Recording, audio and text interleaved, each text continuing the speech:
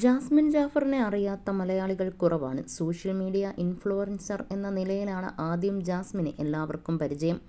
Corona കാലത്ത് beauty vlog ചെയ്താണ് Jasmine ആരാധകരെ സൃഷ്ടിച്ചത്. വളരെ പെട്ടെന്ന് തന്നെ യൂട്യൂബിൽ സബ്സ്ക്രൈബേഴ്സിനെ നേടാൻ ഇവർക്ക് സാധിച്ചു. ഇതിനുശേഷമായിരുന്നു മലയാളികൾ ബിഗ് ബോസിൽ ജാസ്മിനെ കണ്ടത്. ആരാധകർക്കിടയിൽ വലിയ ചർച്ചയായി മാറാൻ ജാസ്മിന് സാധിച്ചെങ്കിലും അതുപോലെ തന്നെ സൈബർ ആക്രമണവും താരത്തിന് നേരിടേണ്ടതായി വന്നു. ഗബ്രിയുമായുള്ള അടുപ്പത്തെ തുടർന്ന് വലിയ വിമർശനങ്ങളാണ് ജാസ്മിൻ നേരിട്ടത്.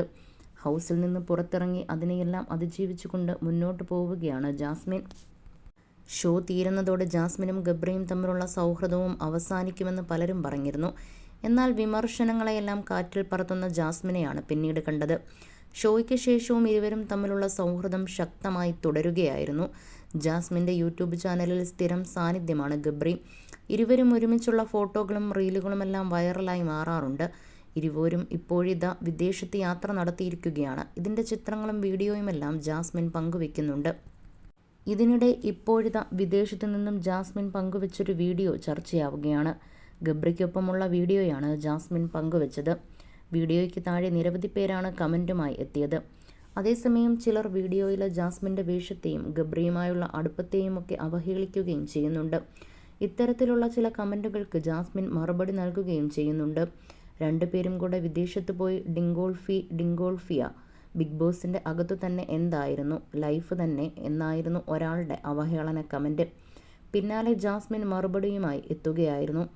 നല്ല പ്രായമുണ്ടല്ലോ, വല്ല പണിക്കും പോടാ നാറി, പിന്നെ ഡിങ്കോൾഫി മാത്രമാണ് മനസ്സിൽ എങ്കിൽ വീട്ടിൽ പറഞ്ഞൊരു കല്യാണം കഴിക്ക്, അല്ലെങ്കിൽ ഏതെങ്കിലും മുള്ളിമുരുക്കുണ്ടോ നിങ്ങളുടെ നാട്ടിൽ എന്നായിരുന്നു ജാസ്മിൻ്റെ മറുപടി.